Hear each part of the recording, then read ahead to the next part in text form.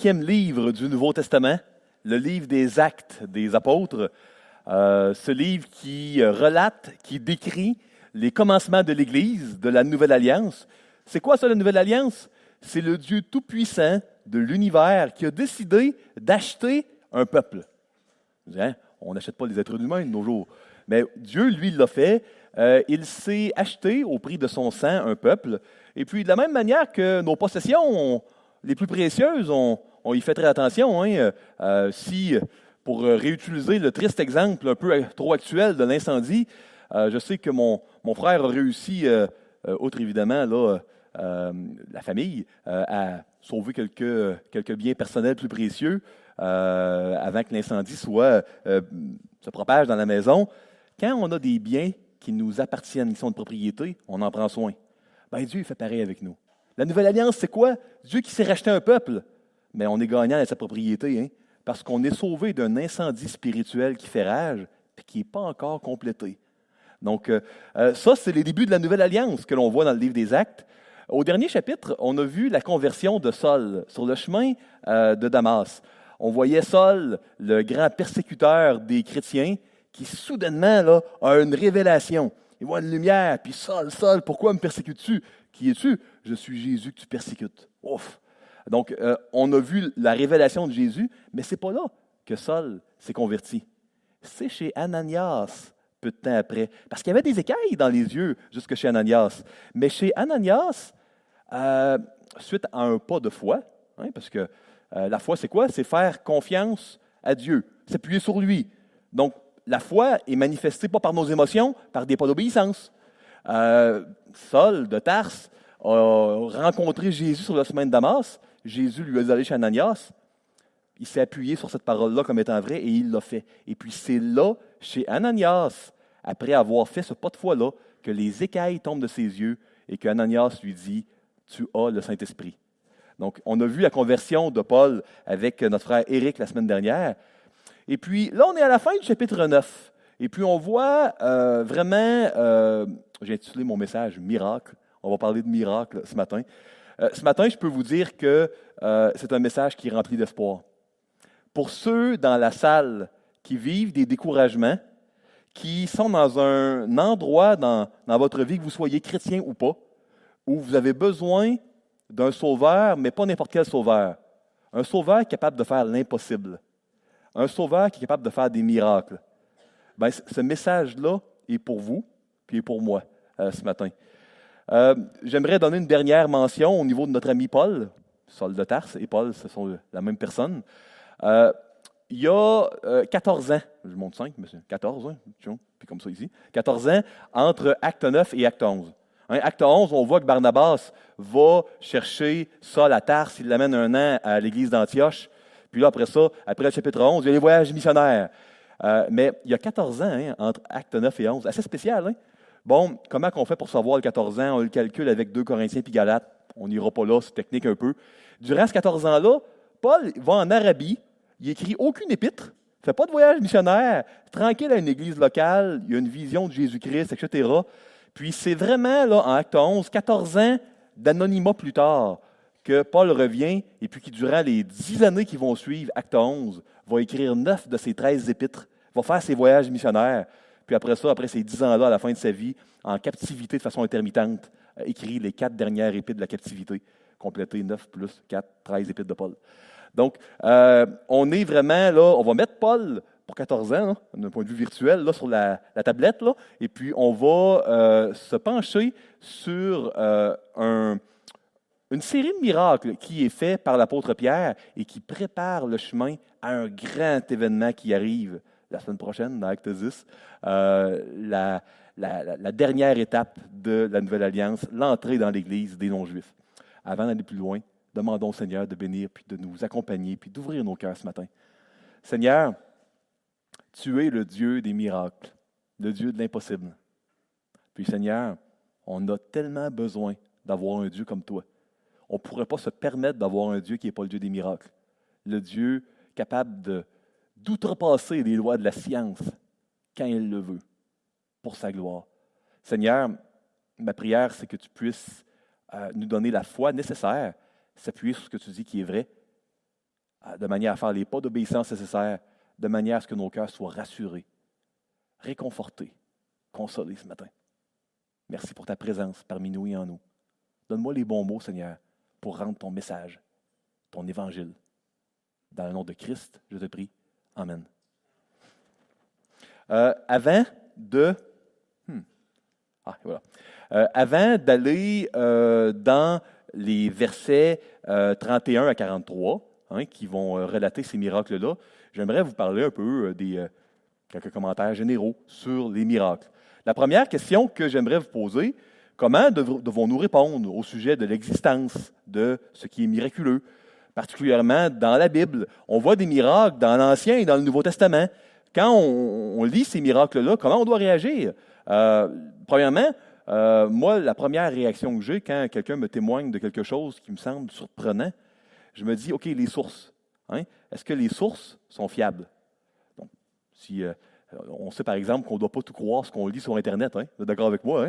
Est-ce que les sources sont fiables? Écoutez, le Nouveau Testament puis l'Ancien Testament, il y a des milliers et des milliers de manuscrits partout dans le monde. C'est aussi fiable, les écrits de la Bible, que les autres écrits historiques qui nous parlent d'Alexandre le Grand, qui nous parlent de Jules César, de Napoléon, de tous les événements historiques que l'on ne questionne pas. Donc, je veux le mentionner ici, les écrits de la Bible sont très fiables. Comment on fait pour le savoir? On a tellement de copies partout dans le monde, certaines plus anciennes de bien des siècles, qui correspondent à celles découvertes plusieurs siècles plus tard.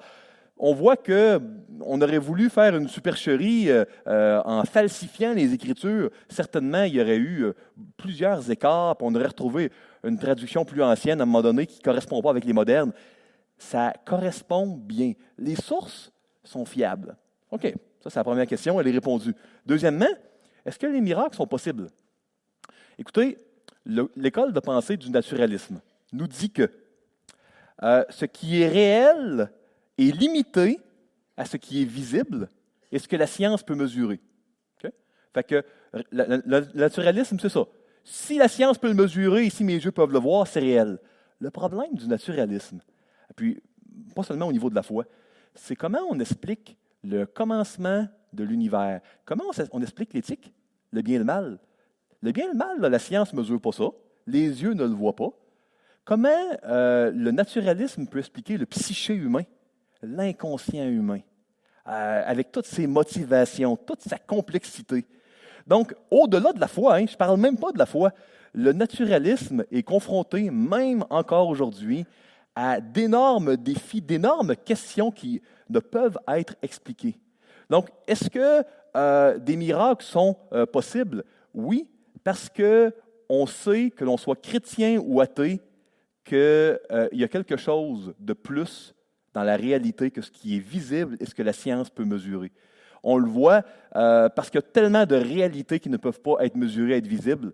Donc, s'il y a le psyché humain, le bien et le mal, peu importe comment on le définit, qui sont là, qui sont réels sans être mesurés, ben, ça veut dire qu'il peut y avoir d'autres éléments qui ne sont pas scientifiquement mesurables, qui existent.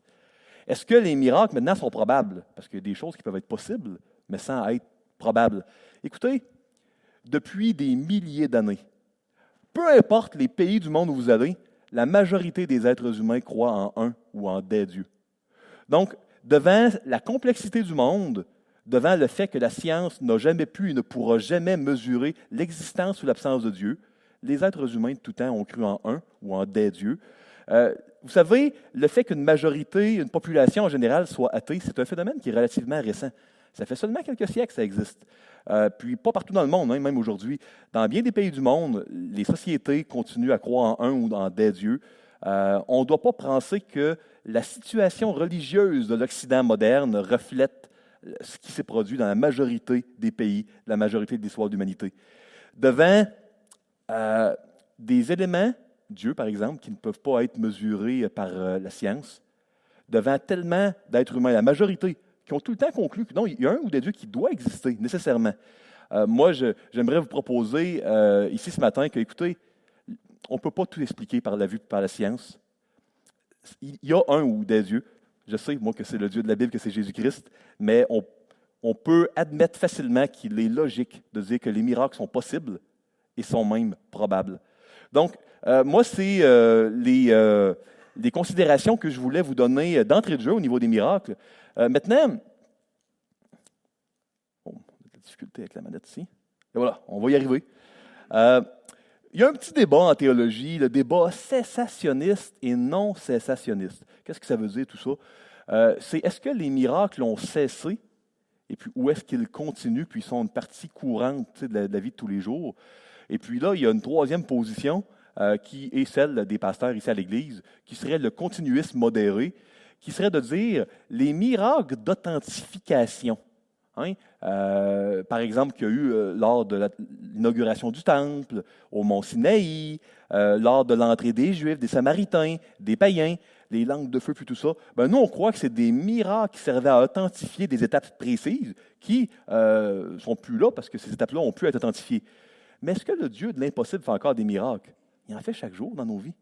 Si un miracle, c'est une intervention de Dieu qui ne peut pas être expliquée par la science, quand on est découragé, puis Dieu nous console, quand le Seigneur change les circonstances pour nous donner une délivrance, quand le Seigneur nous a sauvés puis est venu à nous, a touché notre cœur de pierre pour nous donner un cœur de chair, la vie éternelle que Dieu nous donne, l'union avec Dieu, tout ce qui est à venir, hein, le royaume éternel, l'éternité, c'est tout des miracles. Écoutez, Dieu en fait certainement à chaque seconde, mais on ne doit pas mêler les miracles d'authentification d'étapes précises de l'histoire de la rédemption qui, eux, étaient là pour une époque précise, avec le fait que c'est le Dieu de l'impossible.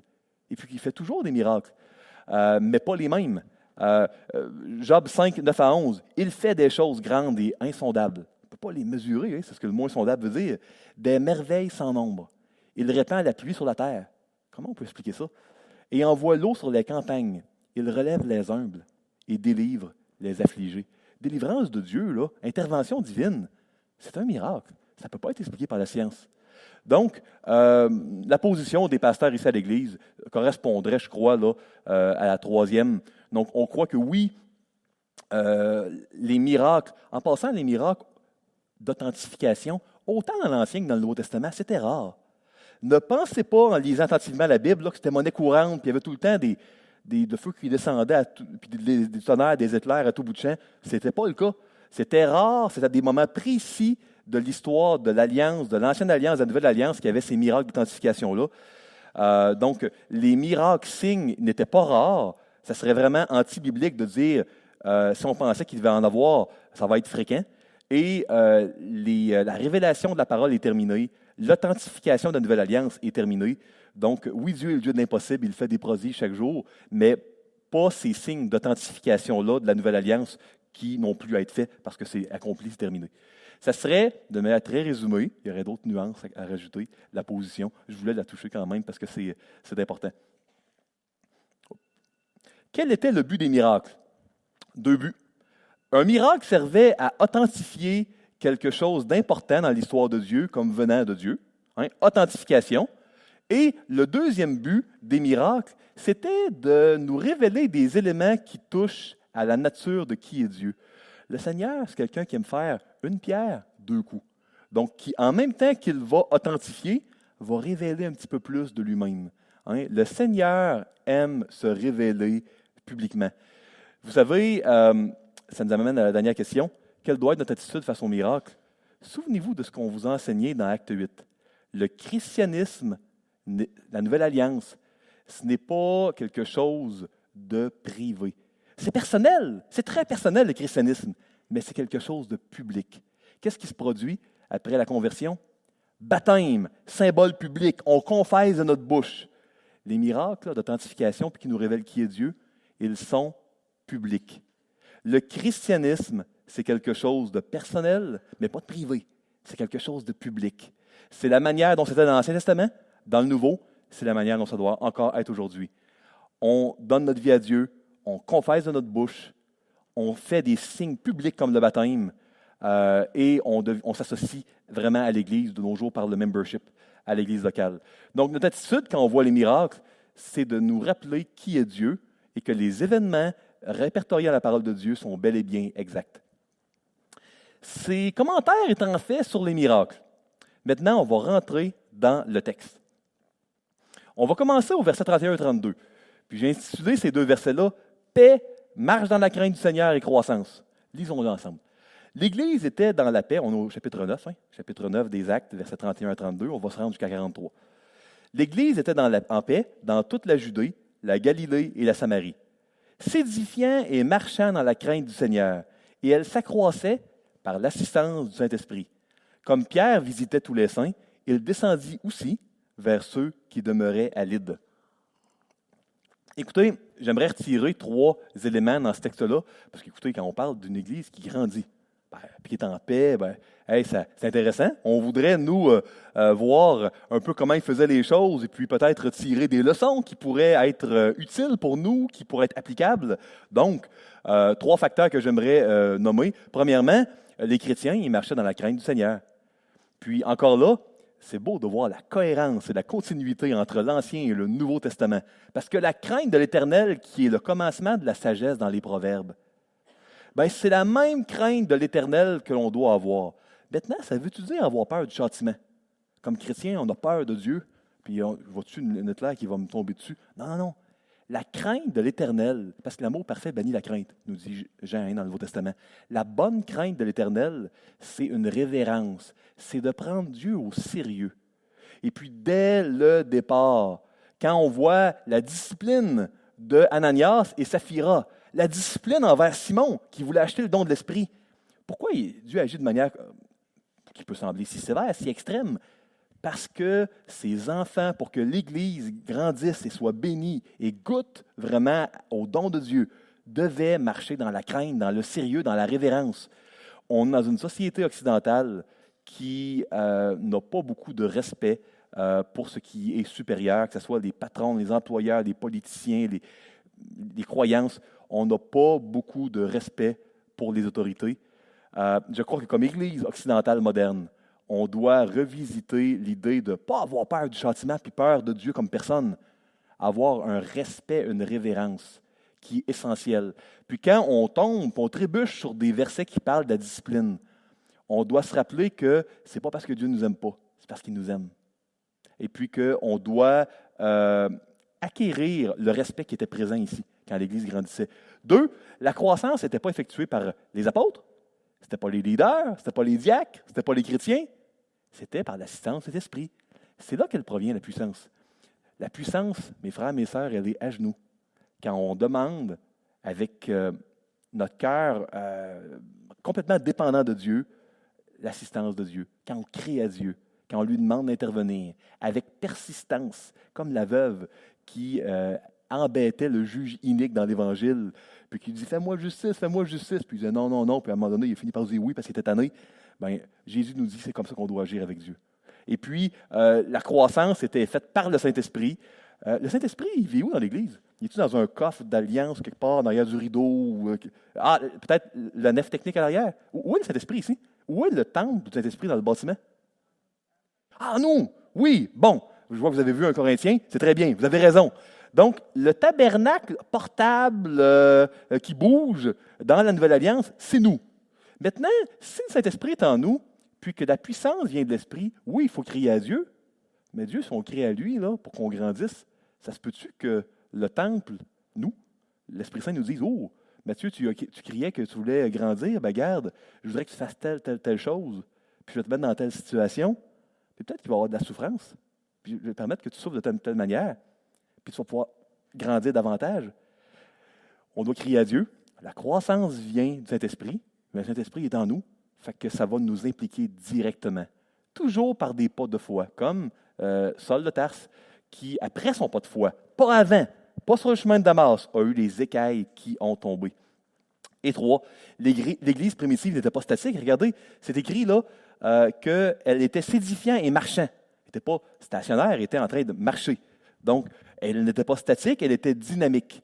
Vous savez, la vie chrétienne n'est pas quelque chose chez soi qu'on prie Dieu, puis c'est comme de quoi, là, peu émotif, individuel, secret entre nous et Dieu, puis on est stationnaire. Non, non, non. On est en mouvement d'une manière publique, mais personnelle, avec notre Dieu. C'était comme ça dans l'Ancien Testament, dans le Nouveau, c'est comme ça encore aujourd'hui. C'est important de se rappeler de ces vérités-là. Vous savez, pourquoi les pasteurs avons-nous décidé d'étudier le livre des Actes? c'est dans le but de revisiter ces vérités si précieuses au sujet de l'Église locale. Donc, ça, c'est les versets 31 à 32. Si on peut avancer, je pense que les batteries ont rendu l'âme. Guérison d'un paralytique. Puis là, ici, qui a écrit le livre des Actes? Vous en souvenez-vous? Un médecin? Oui, Luc. Qu'est-ce qu'il a écrit également, Luc? Il a écrit un autre livre dans la Bible? L'Évangile de Luc, oui. C'était facile, celle-là. Donc, Luc a écrit l'Évangile de Luc et les Actes des Apôtres. Maintenant, les deux miracles qui vont suivre, Luc fait par exprès pour citer deux miracles que Pierre a fait, qui correspondent à deux miracles que Jésus avait faits et qui sont rappelés dans l'Évangile de Luc. Donc, tu sais, il était conséquent, Luc, quand il écrivait ces choses. Donc, Luc veut passer un message ici. Il prend deux miracles que le Messie devait accomplir et qu'il avait accomplis. Puis là, lors de la Nouvelle Alliance, là, Pierre les accomplit. Donc, commençons par la guérison d'un paralytique. Il y trouva un homme nommé Aîné, couché sur un lit depuis 8 ans et paralytique. Pierre lui dit, « Aîné, Jésus-Christ te guérit. Lève-toi, arrange ton lit. » Et aussitôt il se leva. Tous les habitants de Lyde et du Saron le virent et ils se convertirent au Seigneur. Maintenant, vous souvenez-vous dans l'Évangile de Luc, moi je me faisais lire l'histoire par ma mère quand j'étais enfant, de Jésus qui était dans une maison, puis il y avait un pauvre paralytique qui ne pouvait pas aller vers Jésus, puis pourtant il y avait des hommes qui voulaient l'amener, mais par où il allait passer, c'est beaucoup de place, à amener un lit, quelqu'un sur un lit qui ne bouge pas.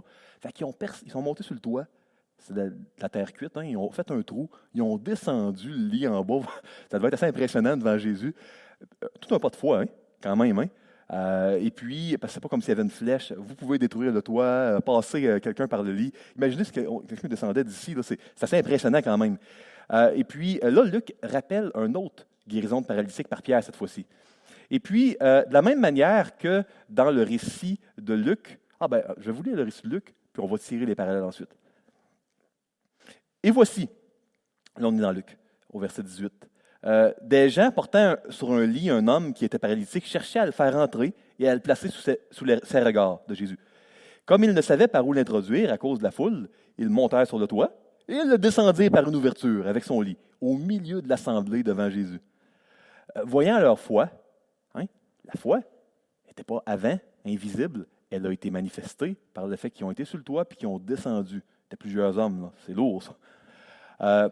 Donc, voyant leur foi, Jésus dit, « Homme, tes péchés te sont pardonnés. » Les scribes et les pharisiens se mirent à raisonner et à dire, « Qui est celui-ci qui profère des blasphèmes? Qui peut pardonner des péchés si ce n'est Dieu seul? » Jésus, connaissant leurs pensées, prit la parole et leur dit, « Quelle pensée avez-vous dans vos cœurs? Lequel est plus aisé de dire, « Tes péchés te sont pardonnés? » ou de dire, « Lève-toi et marche. » Et puis là, on voit, « Or, afin que vous sachiez que le Fils de l'homme a sur la terre le pouvoir de pardonner les péchés, je te l'ordonne, dit-il au paralytique, lève-toi, prends ton lit et va dans ta maison. » Et à l'instant, il se leva en leur présence, prit le lit sur lequel il était couché et s'en alla dans sa maison, glorifiant Dieu. Tous étaient dans l'étonnement et glorifiaient Dieu, remplis de crainte. Il disait, « Nous avons vu aujourd'hui des choses étranges. » Donc, ici, ce qu'on doit voir, deux guérisons de paralytiques. Souvenez-vous, quels sont les deux buts des miracles dans la Bible? Je vous l'ai mentionné. But numéro 1, c'est authentifier des choses qui viennent de Dieu. OK. On authentifiait le Messie dans l'Évangile de Luc. Là, on authentifie que c'est bel et bien la Nouvelle Alliance, le nouveau peuple de Dieu, dans la guérison par Pierre d'un paralytique. Quel était le deuxième but d'un miracle, toujours? Nous révéler quelque chose sur l'identité de qui est Matthieu? Non, qui est Dieu. Qui est Dieu.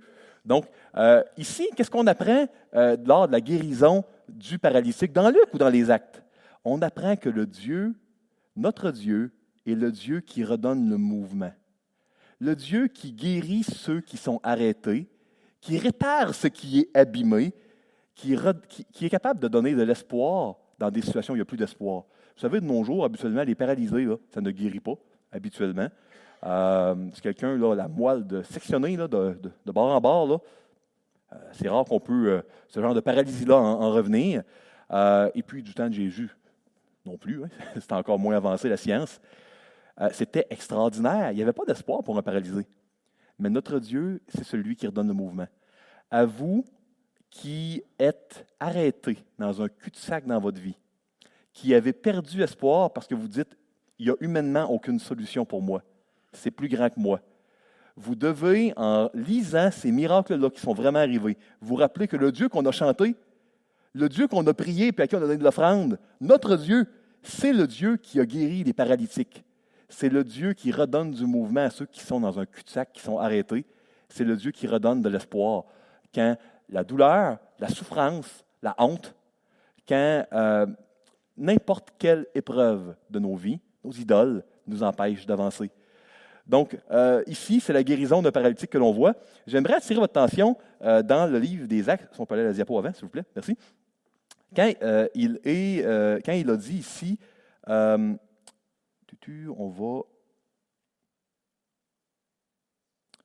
va aller, je ne sais pas si en arrière, on peut tant que je finis, me ramener une petite batterie, là, si quelqu'un serait super gentil. OK, on va rester là ici. Donc, Pierre dit à Aîné, Jésus-Christ te guérit, lève-toi et arrange ton lit. OK? Et aussitôt, il se leva. Ici, on peut se demander, ça veut dire quoi, arranger ton lit? OK? Et puis, souvent, on arrangeait le lit pour pouvoir partir de quelque part. Souvent, on arrangeait notre lit, puis ça, on le voit moins en français, mais c'est une phrase en grec qui est souvent utilisée pour quand on se prépare pour manger un repas. Puis vous allez voir, on va le revoir dans l'autre miracle. Qu'est-ce qui se produit après que le Seigneur fait un miracle, nous redonne le mouvement? Il faut manger, il faut se nourrir spirituellement. C'est un petit clin d'œil qu'on voyait ici, un petit peu plus obscur en français. On va le voir plus clairement dans la prochaine diapo. On va changer de diapo. Encore une autre fois. Parfait. Là, on va être à la résurrection de Tabitha. Merci beaucoup, mon cher. On les aime, nos techniciens. Là. S'ils sont utiles, là, on ne s'en passerait plus. Tabitha, c'est le nom de quelqu'un. Ça veut dire gazelle. On a toutes sortes de noms. Hein? C'est Tabitha ou Dorcas, selon le langage. Là, ça voulait dire gazelle. C'était une femme qui prenait soin des pauvres. Et puis, vous savez, on le voit dans le livre des Actes que l'Église primitive, elle s'occupait des pauvres. Toutes les veuves dans l'Église, il n'y avait pas d'assistance sociale, il n'y avait pas de régie des rentes du Québec à cette époque-là. L'Église prenait soin des pauvres. C'est qui dans l'Ancien Testament, dans le peuple de Dieu dans l'Ancien Testament, qui s'occupait des pauvres? C'était les Lévites. Les Lévites qui étaient la tribu qui appartenait à Dieu parce que l'Éternel était leur héritage. C'était eux qui prenaient soin des pauvres. Donc, c'est intéressant de voir encore là la continuité entre le peuple de Dieu, de l'Ancienne Alliance et de la Nouvelle. Puis Dorcas, Tabitha, c'était quelqu'un qui prenait soin des pauvres. Puis là, elle décède. Lisons le passage ensemble. Il y avait à Joppé, parmi les disciples, une femme nommée Tabitha, ce qui signifie Dorcas, ou gazelle. Elle faisait beaucoup de bonnes œuvres et d'aumônes. Elle tomba malade dans ce temps-là et mourut. Bon. Après l'avoir lavée, on la déposa dans une chambre haute. Comme Lydde était près de Joppé, les disciples, ayant appris que Pierre s'y trouvait, envoyèrent 2 hommes vers lui pour le prier de venir chez eux sans tarder. Pierre se leva et partit avec ses hommes. Lorsqu'ils furent arrivés, on le conduisit dans la chambre haute. Toutes les veuves l'entourèrent en pleurant et ils lui montrèrent les tuniques et les vêtements que faisait Dorcas pendant qu'elle était avec elle. Diapo suivante. Pierre fit sortir tout le monde, se mit à genoux. La puissance, elle est où? Elle est à genoux quand on demande l'aide du Seigneur. Il ne faut pas l'oublier, ça. Et pria, puis se tournant vers le corps, il dit, « Tabitha, lève-toi. » Elle ouvrit les yeux, et ayant vu Pierre, elle s'assit. Il lui donna la main, et la fit lever. Il appela ensuite les saints et les veuves, et la leur présenta vivante. Cela fut connu de tout Joppé, et beaucoup crurent au Seigneur. Quels sont les 2 buts des miracles? Authentifier quelque chose qui vient de Dieu, à une époque précise de l'histoire d'Alliance, et deuxièmement, nous révéler qui est Dieu. On a encore le but d'authentification. Dieu, ce n'est pas seulement celui qui redonne le mouvement aux paralysés, qui amène quelqu'un sans espoir à réavoir de l'espoir. Dieu, c'est celui qui donne la vie. La mort, c'est quoi bibliquement? La mort, c'est une séparation qui détruit l'identité de quelqu'un. Si on voudrait être vraiment technique en théologie, là, c'est ça la mort. La mort physique, c'est la séparation entre le corps et l'esprit.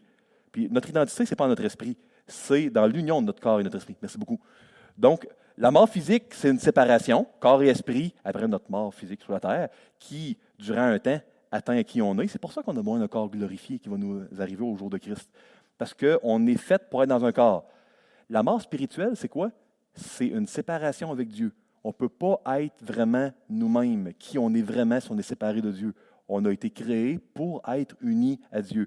Que ce soit la mort physique ou la mort spirituelle, la mort, c'est une séparation nuisible qui pervertit qui on est. Maintenant, Dieu, c'est le Dieu qui a authentifié des choses, mais c'est le Dieu qui enlève la séparation. Il va enlever la séparation entre notre corps et notre esprit. Parce qu'après la mort physique, les enfants de Dieu de son peuple vont recevoir un nouveau corps éternel. C'est le Dieu qui nous redonne notre proximité avec Dieu, qui enlève la séparation avec Dieu. Ce qu'on a besoin, on a été créé pour être en relation avec Dieu. S'il y en a ici qui ont peur de la mort, puis de cette séparation avec leur corps physique, puis qui veulent que ça soit solutionné, avoir un nouveau corps après leur mort, Jésus est le Sauveur qui a la capacité de faire ça. S'il y en a ici qui veulent être immédiatement restaurés dans leur relation avec Dieu, être unis, ne plus avoir de séparation avec Dieu, séparation qui donne nos péchés, nos fautes, le fait qu'on n'est pas parfait, qu'on est impur devant un Dieu parfait. Jésus-Christ est celui qui veut restaurer cette relation-là. Ça vous fait-tu penser à quelqu'un, ça? Guérir une dame comme ça, puis debout, lève-toi? La fille d'un monsieur qui s'appelait Jairus. Luc nous en parle. Donc, on va passer à la prochaine diapo, excusez-moi. Peut-être que c'est la manette qui a rendu l'âme. Comme il parlait encore, survint le chef de la synagogue, on est rendu dans Luc avec Jésus, là. Quelqu'un disant, ta fille est morte, n'importune pas le maître. Pas une manière très polie de quelqu'un qui est dans le deuil, là, elle est morte, on ne va pas déranger Jésus. Ouf. Continuons.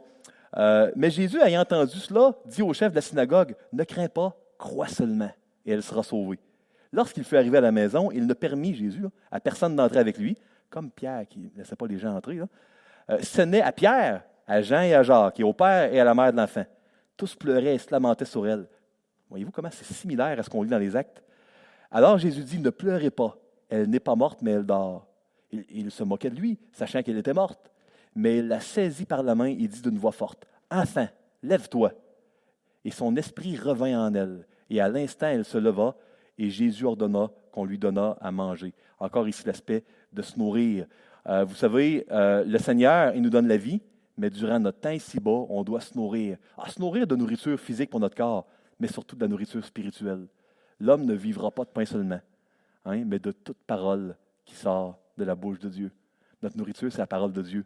Puis on doit la chérir, en faire notre trésor. On doit l'aimer de plus en plus. Elle va nous donner une joie là, qu'on ne pourrait jamais avoir dans le monde. On va aller à la diapo suivante, parce qu'il y a un petit jeu de mots qui mérite d'être mentionné.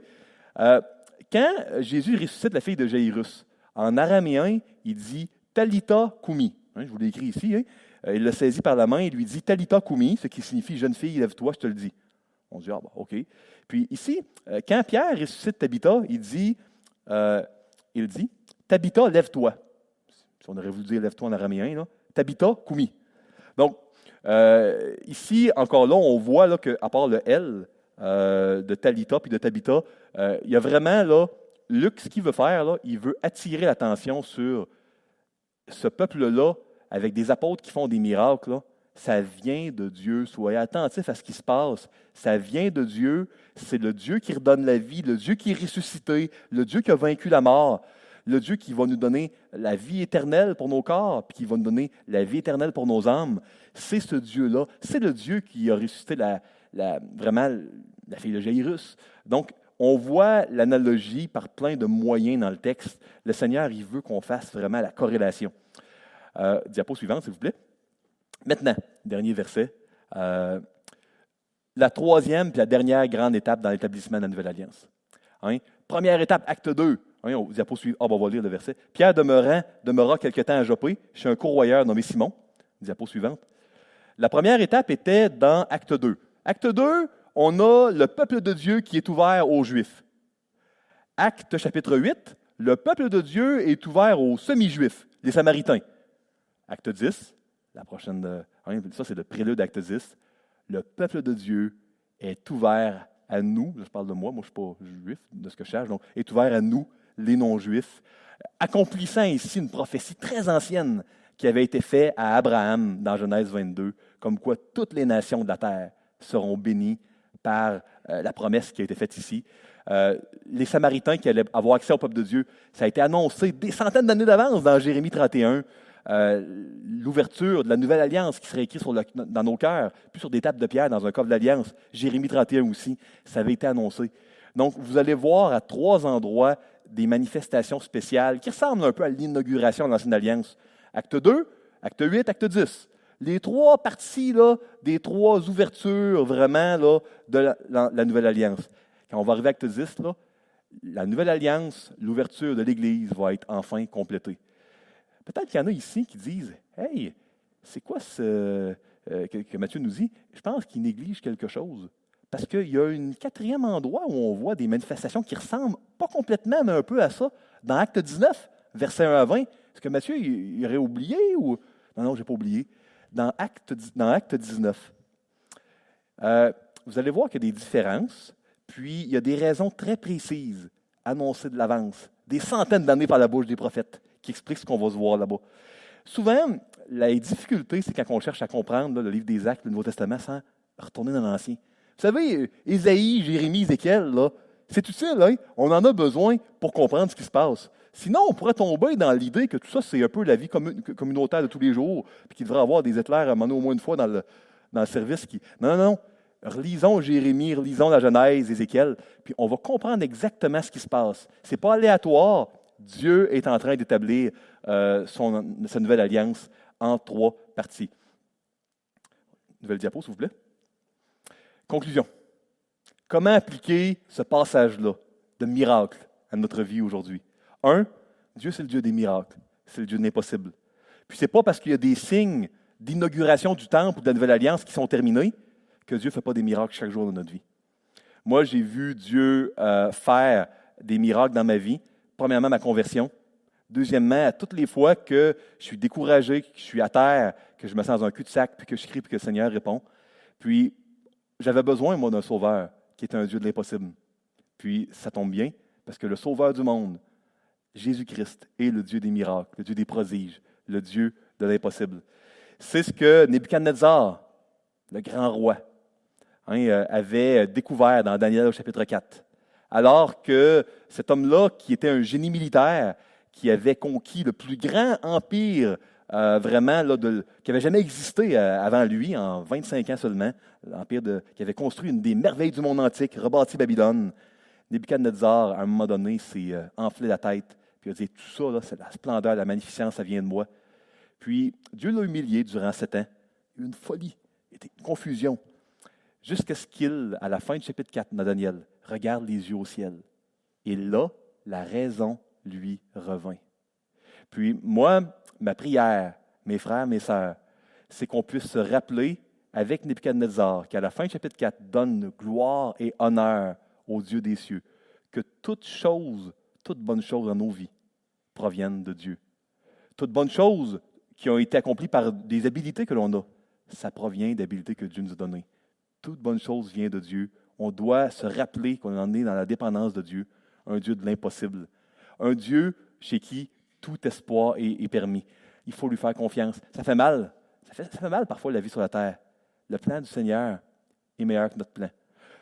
Saul ne comprenait pas pourquoi il fallait aller voir Ananias, mais c'est là que les écailles ont tombé et qu'il a reçu le Saint-Esprit. Vous savez, c'est quand la femme qui avait des pertes de sang qui a touché Jésus, puis qui a couru un risque de se faire rejeter. Il disait, « Hey, t'es impur, touche-moi pas, je vais devenir impur », comme la loi de Moïse annonçait qu'elle a été guérie.